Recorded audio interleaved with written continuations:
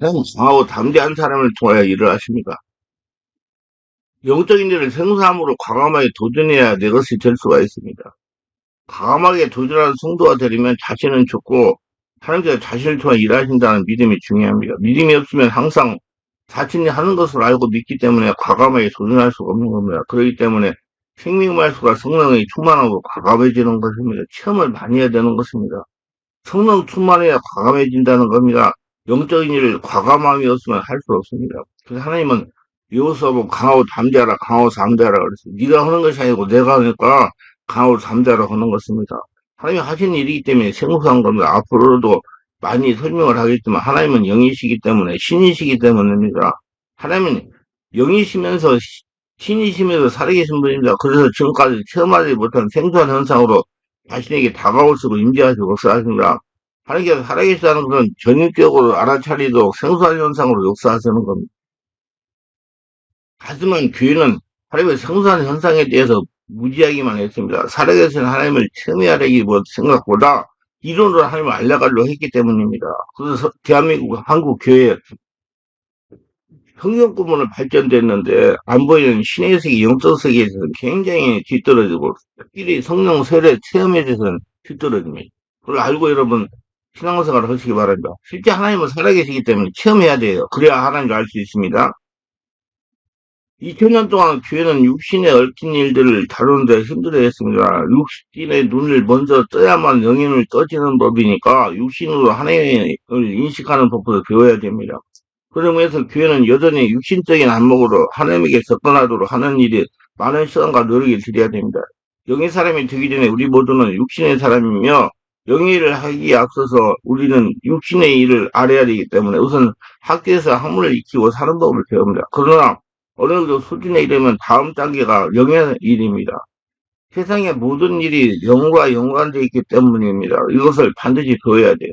그래서 하나님은 처음에는 우리가 사람들과 관계를 맺고 살아가다가 나중에 이제 시간이 가면 안 보이는 하나님을 인정하고 믿고 따라가게 만드십니다. 여러분 그렇게 두고 신앙생활을 해야 여러분 하나님과 친밀하게 지내며 하나님의 복을 거둬들이며 하나님의 능력이 자식이 나타날 수가 있습니다.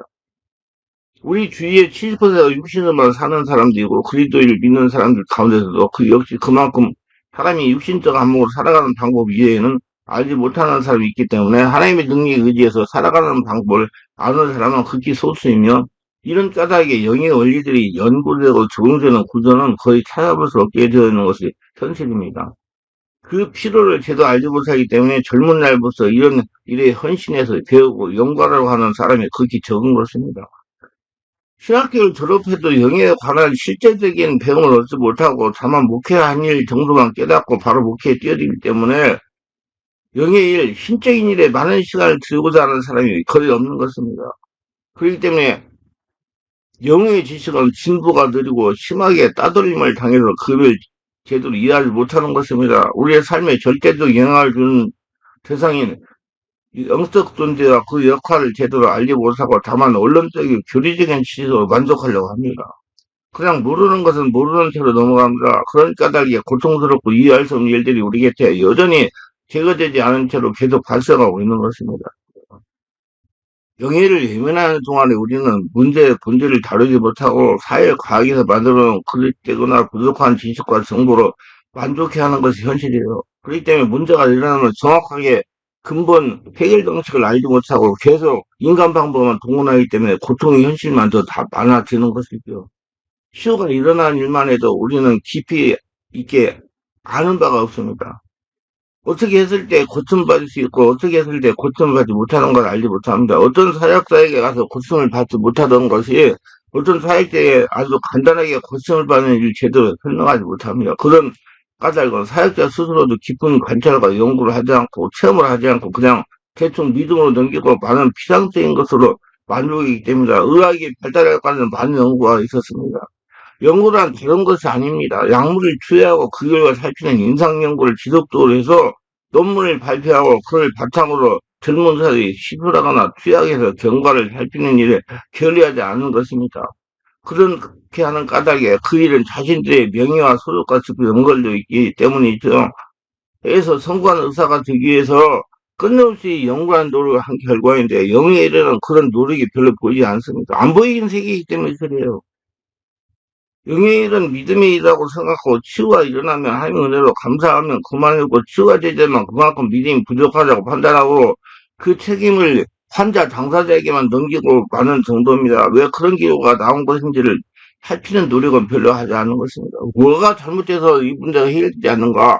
그걸 영적인 신적인 부분에서 해결하지 않으려고 탐구하지 않기 때문에 그렇습니다. 임상을 통해서 지속적인 관찰과 연구를 해야 할 능력을 가진 사람은 다름 아닌 목회자입니다. 신학을 배웠고 그 일을 직업으로 가진 사람이므로 이런 일들을 체계적으로 연구하고 끊임없이 새로운 논문을 만들어내는 의무가 있죠. 그러나 우리 대부분 이런 일을 게을리하고 있으면서도 그 책임을 회피하는 이유는 그럴듯하게 됩니다. 능력 사역은 별로 의미가 없는 것이며 오로지 말씀만이 전부라는 것입니다. 도대체 말씀은 왜 배우고 그 학문적 만족을 위해서 배우는 것입니까? 성문을 위한 학문이듯이 배움을 위한 배움이니까 수많은 사람들이 이유를 알 수 없는 고통 속에서 괴로워하는 현실을 외면하면서 그냥 숙명처럼 받아들이면 다 잘 될 것이라고 체험하는 정도로 무시합니다.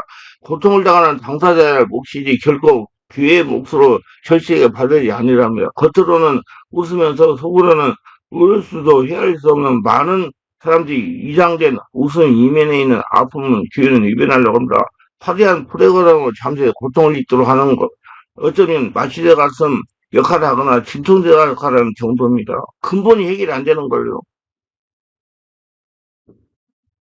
프리엔트 현상이라고 그러죠. 고통의 근원에 깃들이는 문제의 핵심이 무엇인지 알지 못하고 그걸 제대로 관찰하여 취하는 방법을 알아야 되는 연구가 부족한 것이 현실이기 때문에 그에 누구도 뛰어들려고 하지 않습니다. 많은 시간과 체험이 필요하기 때문에 안 하려고 그래요. 그거 안 해도 되니까. 앞에 보장되어 있지 않고 모험하기 때문에 아무도 가지 않은 생소한 길을 이용을 물어쓰고 갈 사람이 별로 많지 않거든요. 복음을 전하는 일에 헌신한 선교사들의 길은 영광이지만 영예치를 발견하고 그 설정 원리들을 정리하는 일은 눈길을 두지 않습니다.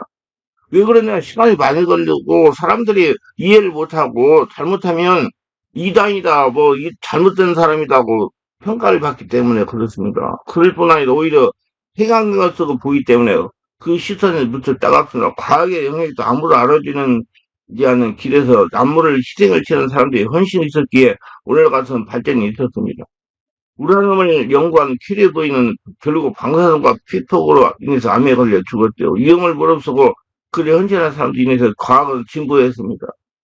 세상일에 이렇듯 목숨을 거는 사람들로 인해서 지식은 발전하게 되듯이 영예에도 목숨을 거는 사람들의 의 많이 나와야 됩니다. 이제까지는 솔직히 능력을 받으면 그걸 행하는 일에는 이 열과 성을 보였지만 연구하는 사람은 극히 적었습니다. 그래서 영적 지식이 교리에 밀리는 까닭이죠.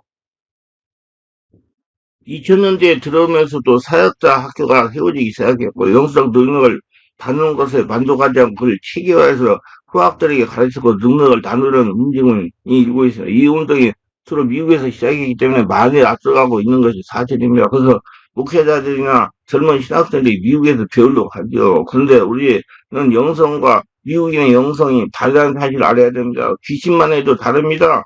세상 사람들은 방언이 다르고 민족이 다르기 때문에 영성도 다릅니다. 따라서 영의 역사도 다르게 나타나는 것은 당연한 것이죠. 감정이 다르기 때문에 느낌이 다르고 특성과 장점이 다르기 때문에 모든 것이 다릅니다.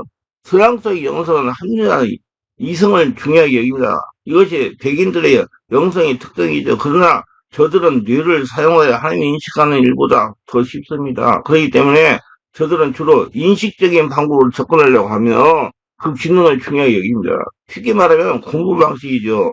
그러나 우리는 감성적인 사고구조를 가진 민족입니다. 예수를 믿어도 느낌으로 믿습니다. 그래서 느낌이 모든 것을 우선합니다. 설교를도 느낌으로 듣습니다. 귀로 머리로 듣기보다 마음으로 듣습니다. 서양식으로 공부하고 그 가치를 절대적으로 믿는 학구적인 사람들에게는 이런 우리의 모습이 어딘가 부족하고 흠이 많은 것처럼 여기기 때문에 감성에 빠지지 말고 말씀에 치중하라고 강요합니다.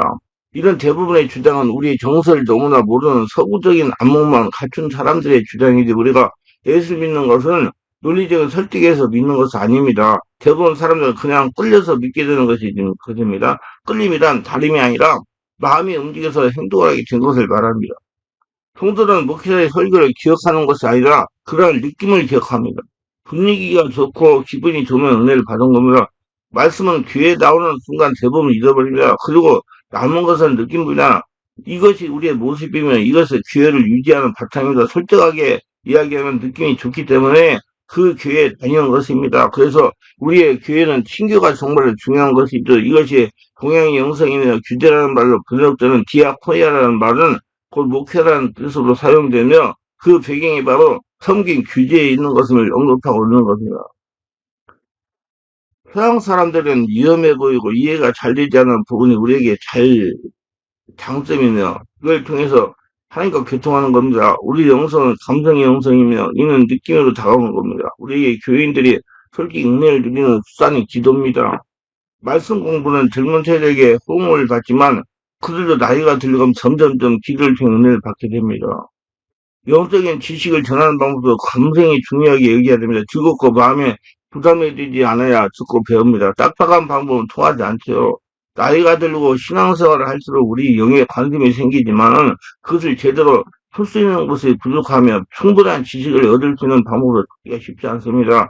자신의 모든 것을 거는 연구와 절실히 필요한 세대입니다. 서로 정보를 교환하고 검증해서 자리로 자리매김, 진리로 자리매김까지 여러 가지 단계가 거쳐야 되지만 그런 구조가 부족하기 때문에 영적 지식이 진보가 더디고 약합니다. 그것도 오래 걸리기 때문에 그 분야에 뛰어들려고 하려고 들어가려고 하는 사람이 부족해요. 교리교육은 몇 년이 되면 됩니다. 그러나 실용적인 신앙생활 하는데 크게 중요하지 않습니다. 보다 실질적으로 중요한 것은 우리가 소홀히 하는 영적 지식들, 체험들입니다. 몰라서 그냥 그렇게 살아갑니다. 수많은 어려움과 시련을 당하면서도 그것의 의미를 제대로 모를 뿐 아니라 고치지 못해요. 고통을 계속 당하는 경우가 많습니다. 저 역시 답답한 분이 많습니다. 여러 사람들이 이런 부분에 대해서 서로 연구해서 진리를, 원리들을 찾아낸다면 우리 삶은 훨씬 아름다울 겁니다. 요즘 웰빙에 관심들이 많은데 진정 웰빙은 영적 지식을 많이 가지고 능력 있게 사는 것이 아니겠습니까? 알고 보면 성령이 충만해가지고 내면 세계를 바로 알아야 월빙이 되는 거예요. 서로 문제를 고쳐주고 위로하고 힘을 더해줌으로써 하나님의 뜻이 우리 가운데 확실하게 드러나게 하는 것이죠. 뒷걸음치다가 쥐잡는 꼴이 아니라 정확하게 알고 대처함으로써 귀신의 일을 면하는 겁니다. 이것이 능력이요. 목회를 준비하는 젊은 세대 이 제 말씀을 통해서 자극을 받고 도전받기를 간절히 소망합니다. 많은 세월에 걸리고 위험도 많지만 재직자들의 희생으로 미지의 세계에 열렸듯이 희생 없는 진보는 없습니다. 그의 정신은 남을 위해서 자신을 버리는 것이 아니며가 내가 어려움을 당함으로써 다른 사람이 편안해지는 그 길을 선택하는 것이 진정한 그리스도의 제자가 취할 태도입니다. 그래서 저는 이 분야에 25년이라는 세월을 투자한 것입니다. 그 지금 열매를 거두고 있어요. 그래서 문제가 있고 힘들고 고통스럽고 세상에 의술로 뭐 교회에서도 뭐죠 안 되는 거 저한테 와가지고 몇 개월 계속 집중적으로 치료하면 다 치료가 되니까 이건 하나님께서 하시니까 나를 내가 하는 게 아니고 자 그래서 시간이 많이 걸리고 영의 일은 많은 위험이 있는 것이 당연합니다. 그리고 생소하기 때문에 오해도 받을 수가 있어요. 조금 뭐 귀신만 쫓아내도 이단이라고 그러잖아요. 한심해요. 예. 신적 세계를 잘 모르기 때문에 하나님의 말씀 받은 자는 신이라 하였거늘 했는데 그 소리가 신이라고 그러면 이단들이 썼다고 해서 이단이라고 치부해버리고 등한해버리기 때문에 그 분야가 깊이 들어갈 수가 없는 거예요. 그게 참 안타까워요. 내가 그런 분야에 유튜브에 설교를 많이 하고 책을 많이 써가지고 앞으로 제가 할 수 있는 데까지 할 겁니다. 그렇다고 해서 그런 것을 줄여서 피한다면 진보는 일어나지 않을 것이며 새로운 길을 여는 사람들은 누구나 실수하게 됩니다. 많은 시험과 시행착오를 거쳐서 한 가지 진리가 우리 앞에 나오지 않습니까? 복지양을 만들기 위해서 수만 번의 시험을 거쳤답니다. 예, 세상의 원리를 찾아내도 이렇듯이 많은 시행착오를 거치는데 하물며 영의 일이라고 신적인 일이라고 그런 수고와 사고가 없겠습니까? 시행착오가 있고 좀 어딘가 이상해 보이는 부분이 있더라도 이해하고 참고 기다리고 격려해 줘야 됩니다. 그래야 그 부자가 발전해가지고 하나님이 신이시기 때문에 신다운 삶을 살 수가 있는 거예요. 책망하고 정죄함으로써 그 싹을 잘라내는 일만 해온 우리 귀였음을 반성했다. 좀 이상한 일을 하면 그 즉시 이단이라고 정죄하는 길을 죽이고만 그런 유치한 일을 이제 그만해야 할 것입니다. 이제 정말 그만해야 됩니다. 모든 사람은 실수합니다. 영의 일도 마찬가지입니다. 우리 모두 불완전한 인간이며 서로 도와야 하는 부족한 사람들입니다. 서로 사랑하고 서로 협력하고 서로 부족을 채워서 가지고 진보를 해야 돼요. 그러면 수많은 허물이 덮어지고 더 깊은 단계로 들어가서 하나님과 실제적인 체험을 하고 실제적인 교통을 하고 실제적인 하나님의 말씀을 듣고 순종하며 하나님의 자녀 신답게 살아갈 수 있는 사람들이 다 될 것입니다. 기도합니다. 오늘 또 대설교를 끝까지 시청하신 분들 축복하서 구독자 알람스에서 공연하심을 축복하시고 성령 세례받고 초만받아서 모두 다 영안이 열려서 하나님이 신이시니 나도 신적인 삶을 살아야 된다는 믿음을 가지고 신적인 삶을 살면 어떻게 되는지 바로 알고 깨닫고 예, 자기를 갖춰서 하나님의 복을 거둬들이며 하나님과 친밀하게 지내며 하나님과 대화하며 하나님의 권능을 나타내며 하나님의 사리를 증명시키는 복된 도구들이 다 되게 하소서 예수님의 이름으로 기도드리나이다. 아멘.